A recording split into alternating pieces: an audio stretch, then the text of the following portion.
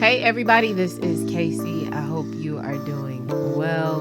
We are winding down to the end of the year, y'all. Like, it's about to be 2022. Can you believe we've been stuck in the house almost 2 years? But anyway, that's a whole different topic for a different conversation. But I want to take a look at Euro USD. I don't think I've looked at this for a little bit. I think the last video I did on it, I was expecting a move to the upside, and we didn't get that. Price dropped off even more. I want to say about 200 pips. So I want to take a look, see where it's at, and just kind of figure out what my overall bias is for, I guess, the rest of the month. But the rest of the month really is limited. It's December, and you're probably not going to have a whole lot of big moves the rest of this month. I'd be looking to see some stuff happen at the beginning of the year. But anyway, let's take a look. So for those of you guys who are new to the channel, I try to put out videos a couple times a week.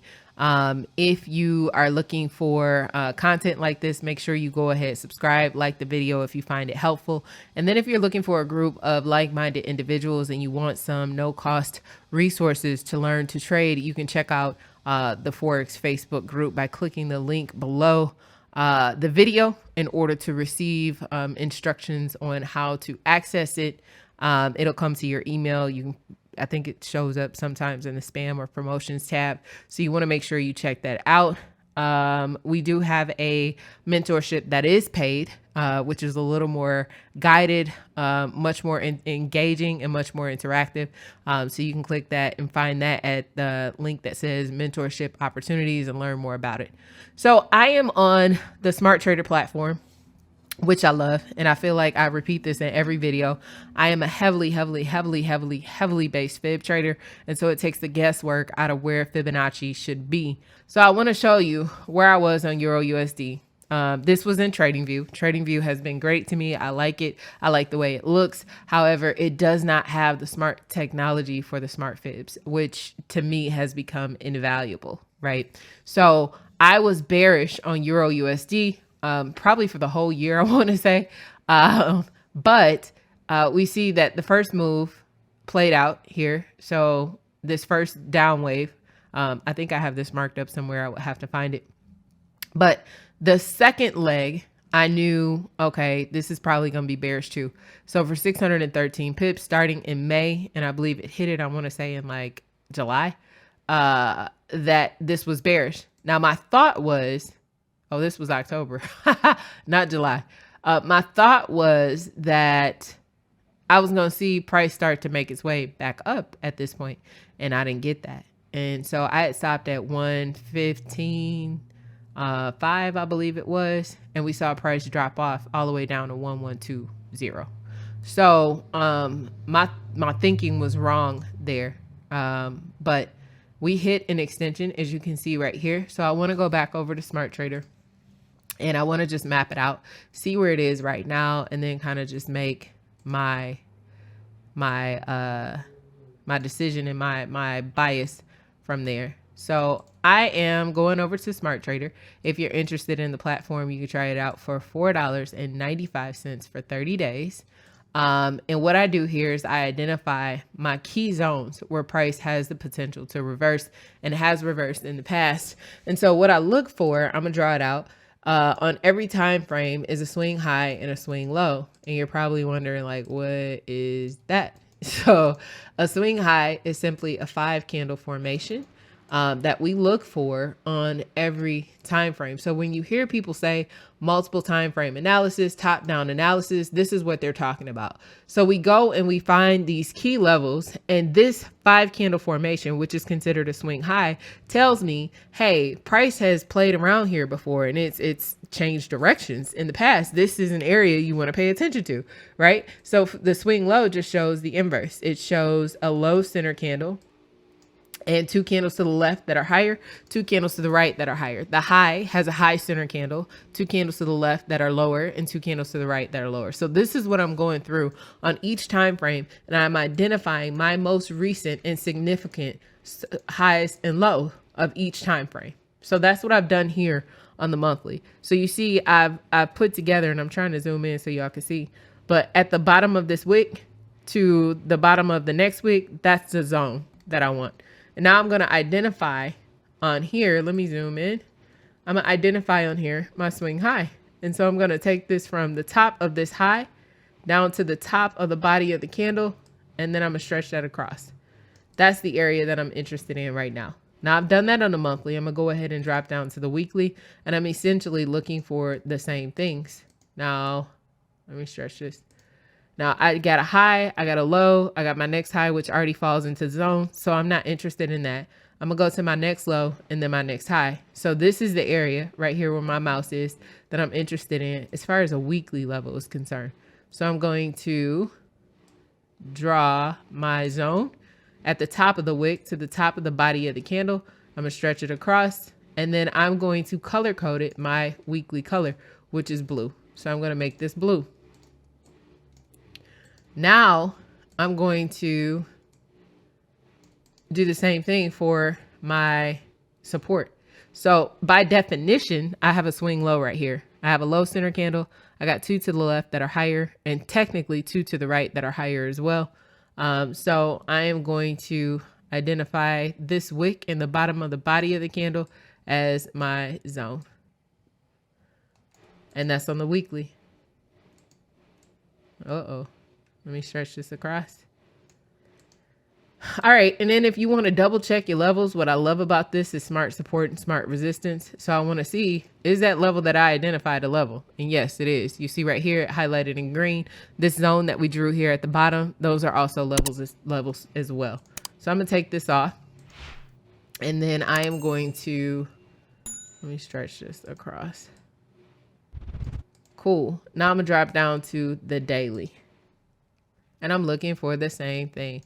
I got a high, I got a low. This is my next high.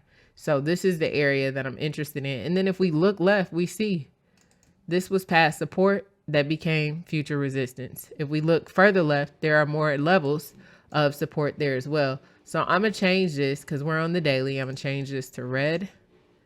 And then looking for my level of support, by definition, I have a level of support here. I have one candle. Let me zoom in.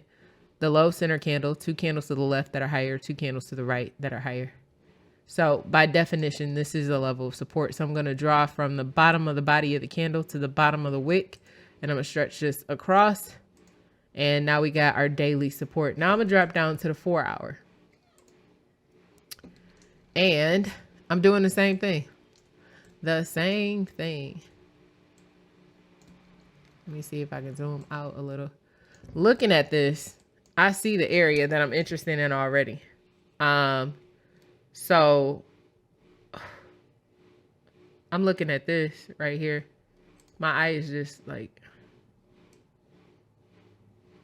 this is support. So this is, I'm gonna make this gray because this is a 4 hour. So this is gonna be gray. I like that. So this was a level of support. We see it came down, tested, then went back up, tested again, tested, and finally broke through. So we know that when price breaks through a level, typically it comes back to test that level again to see if we're going to continue to the upside or if we're going to make its way down, right? So my bias, I'm just going to do this. Let me see. Let me get a ray. I'm going to put my rays on here, my trend lines. And I'm looking for a break, which I believe we probably have already gotten on the hour. So I'm going to go from my next swing high to the next swing high. Yeah. So you see price has already broken through this trend line here. It came back to retest the area. And now I believe we're on our way up for at least 230, 240 pips. I believe, before we can figure out like where price is going to go and what the next moves might be. That's what I'm thinking. But let me go back to the monthly. Like I like the big picture to see what's happening. So that I can kind of understand long-term what we have going on. So I just pulled out my smart fib tool. As I mentioned, I am a heavily based fib trader. And so, I want to see what's happening on the monthly. So you see here we have a low, we have a high. All the levels in between here are retracement levels. We had a pullback to the 23.6 Fibonacci retracement level. And I know that when price comes back to around that level, that typically we're going to see price stall out at the 127, which I've just run my mouse over at 1.23825 and then 1.22587. We're going to stall out, and then price is going to go to make a deeper retracement. Typically, we like to see it come to the 618 level, which is exactly what we have here. That price came to the 618 area. Now, did it actually touch? I don't know. It doesn't look like it did, but let me see. Let me see. It looks like, no, it looked like it may have hit. It looks like it did hit, I want to say. So, my thought, in theory, this is not based on anything fundamental. This is based on technicals altogether, is that once we hit that 618, there's possibility for price to hit the D extension up here to the 1.28614 eventually. This is not saying next week. This is not saying in January. This is not saying in February. This is saying the overall picture. I would expect price to make it up to that level if price finds support here and if we start breaking through these past highs. So we would have to break through this last level of 1.2, what is this? 238. Like, we would have to break this level in order to make that. We will have to break through these key levels. So there's opportunities for buys. Now, to break that down into layman's terms, like, yeah, we have the potential to hit the D extension to the upside, but I would be looking for buy opportunities at this point because price is sitting at a key retracement level, the 618 on the monthly, which means that there is potential for long-term buys. That doesn't mean throw like your rules out the window. Like, no, make sure that you get what you're supposed to get in order to enter a buy. But I would say that I would be bullish on Euro USD moving into the new year. So I'm just going to throw a fib on here. AB 86. So if we get this, we may get it up here. Short term though, shorter term, not big picture idea. Do y'all hear my washer in the back? Not big picture idea. Shorter term, I think probably what we're going to be looking for and seeing is going to be, let me take this off. And let me make this gold and 4. Shorter term, I think I mentioned this already. I think we're going to see something like this. The waves to the upside, at least to this level. Now I want to see where that is on a down fib. So let me take this off. Let me get rid of this. And I'm going to go up just a time. This might be the 61.8 of that down move. Ooh, that's too many fibs. So let me go up to the daily. Okay, that's actually 8.6 and 8.7. So I want to see. So the reason that I'm looking at this area, because this was support here. This was support here. And let me go back down to the 4 hours so you can see. And let me get rid of this. So price found support at this level. Support, support, support. And then we broke through. And we know that once price finds support, typically it goes back to retest that level as potential resistance. So that's why I say, like, short term, I think we got to move up here to 1.15, 1.560, something like that. So I would say right now I'm bullish on Euro USD. Once we get to this level, it'll be interesting to see if we get a break above it to continue to the upside, or if we're going to get some resistance and push back down. Now, I believe on the higher time frame, we have hit a D extension to the downside. I think I'm too far up. Let me go up to the weekly, or go down to the weekly. So A, B, D. Yep, we hit that. Let me delete this. So what I'm looking for is I'm just trying to see if price has reached where it's supposed to go to the downside. A, B, 23.6. So I need a new fib here. Okay. This is far easier than drawing it yourself. For real, for real.